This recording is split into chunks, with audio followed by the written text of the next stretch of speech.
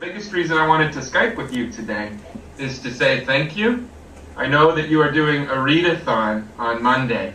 For 100 minutes, you're going to fill your brain with excellent thoughts, which is what you get to do when you read. And at the same time, you are going to be helping my friends on the other side of the world. And I really appreciate that, and I wanted to get together with you and say a big thank you to you and your teacher. By accident, really. I teach high school. I'm on the same coast as you are up in Canada, in St. John, New Brunswick, the Atlantic part of Canada. And I teach kids that are taller than you. Some of them are even taller than me, grade 11 and 12. And I teach a class called World Issues. And 5 years ago, we were talking about Africa, and I knew someone who had been there twice. He was about the same age as me. I invited him in to be a guest speaker. And he told us about this little project in Uganda, but he had with him a garbage bag full of beautiful beads that were made in Uganda.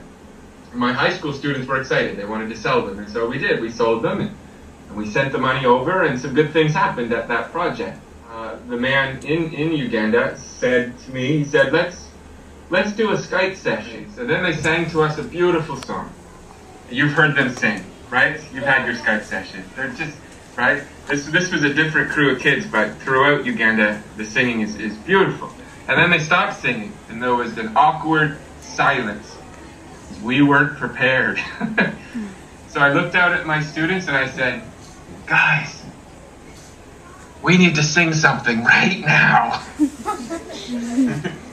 and we at high school, unfortunately, don't know as many songs as you guys do.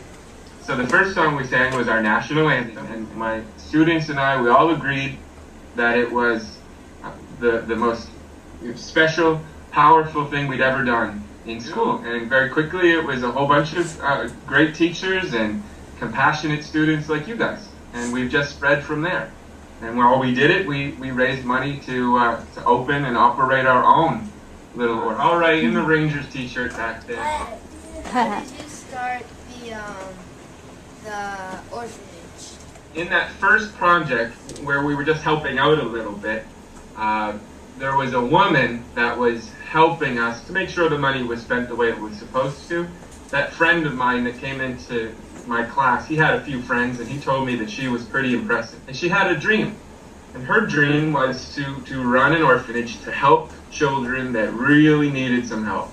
And so she asked me, she said, you know, with this model that we had where you Skype and sing and play and also help, she said, do you think we could start up an orphanage? And she knew a few kids already that really needed a home.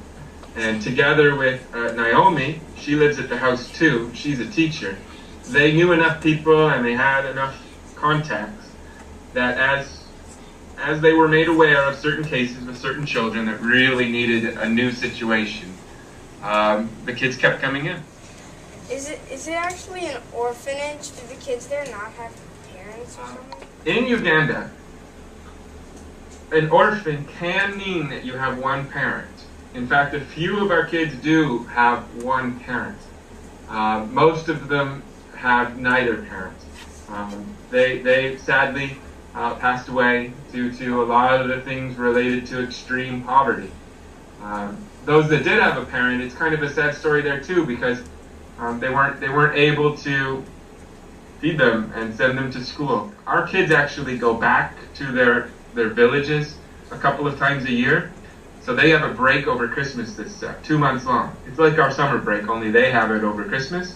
And they go back to their villages and they get to know, their cousins and, still be connected to their aunts. And in some cases, that's when they would see their mom. Do you bring the kids to museums or stuff to see? I think one of the important parts of being a kid is that you get to do some fun things. People suffering from extreme poverty don't get to do that. The first time I went there, I saved up my money and I paid for the trip, and we had a little bit of extra money. So what we did is we went to the zoo. And when people think of Africa, sometimes they think that there are lions and rhinos and hippos and zebras, and they're just all over the place. And you have to keep yourself safe. But it's not true. Around their village and their big city, really anywhere where there's people, those animals aren't there. So these kids had never seen a lion, a hippo, an ostrich. They'd never seen any of those things. And we went to the zoo in Entebbe, which is where their airport is, and we saw all kinds of great animals. And it was so funny. The first animal was an ostrich, and it was behind a fence. It looked, very safe. But as the ostrich walked towards us, all the younger kids turned around and ran the other way, screaming. I guess they thought it was going to jump the fence or something. They'd never seen such a thing. Because the zoo is right next to Lake Victoria, the biggest lake in Africa. And when we walked by it, they all stopped. And then they stared at it. None of them were making a sound. They were just staring at it. And I didn't understand. And I talked to Katie, one of the older girls who has great at English. I said, why is everybody staring? Hadn't seen water before. They'd had a drink of water, and they'd seen water out of a tap, but they'd never seen a river or a lake, ever. And the waves were crashing, and they'd never heard that sound.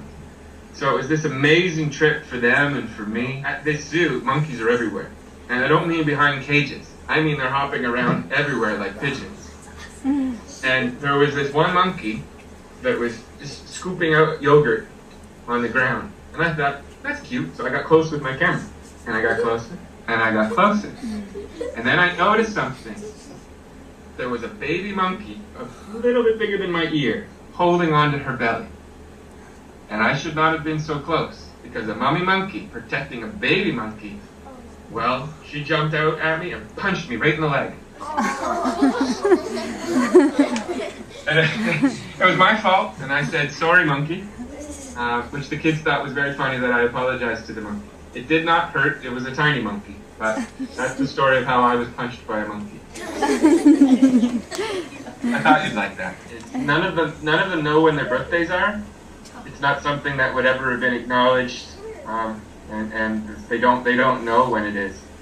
But what we do is in August, we started this last year. We have a birthday party for all of them. So we held 17 birthday parties on the same day, and it was my great honor. I got to be there. We made a cake from scratch, and when I say from scratch, I mean from scratch. That means that you go out and buy the eggs and the flour, and we actually baked the cake over an open fire. It was pretty neat. What's your favorite part about going to Uganda? Well, seeing the kids, I guess, is the obvious answer. But I guess about Uganda itself, I think it would be the people. It's very, very safe to just walk around on the street where they're selling things and to meet people at different stores. And everybody's so friendly. And I try to speak their language a little bit. I learned some things. It's always good when you go to another place, maybe learn just a bit of their language. They really appreciate it. So I have all these great broken conversations with people, and they laugh and laugh because I'm not very good in their language. But it's really nice to connect with such nice people. About a year ago, we added enough schools, including you guys, that we were able to rent a nicer house, one with grass, so the kids could run around and play games. And that's been great because they have a lot more fun. But the house I first saw was the house before, where there was no grass, and I'll tell you, it wasn't great. It was too small outside. And they seemed to be having a lot of fun though. They were playing but I was worried. I was worried that maybe they're just pretending to be happy and have fun because I'm there. I want to make sure. So one day, I went out to get some food, and then I came back, and I didn't tell them I was back. I looked through the gate, and I just watched them. I watched them for about 20 minutes before somebody noticed my eyeball through the crack in the gate.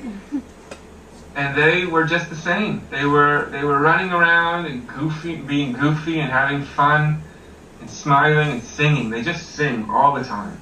And again, that's so inspiring because they have had great challenges in their lives. And I know, maybe some of you have, or people you know have, and it's inspiring to see people who've had great challenges that are just determined to pick themselves up and to keep trying and That's what these kids are. So thank you for that question, for all the questions. Thank you for the readathon. Thank you for being global citizens. We really appreciated that chat from our whole team.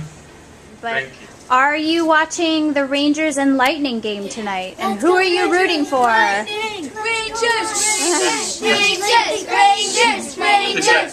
Well, I don't watch a lot of hockey. I know that's a very un-Canadian thing to say. But I'm going to have to say that I'd be cheering for the Rangers.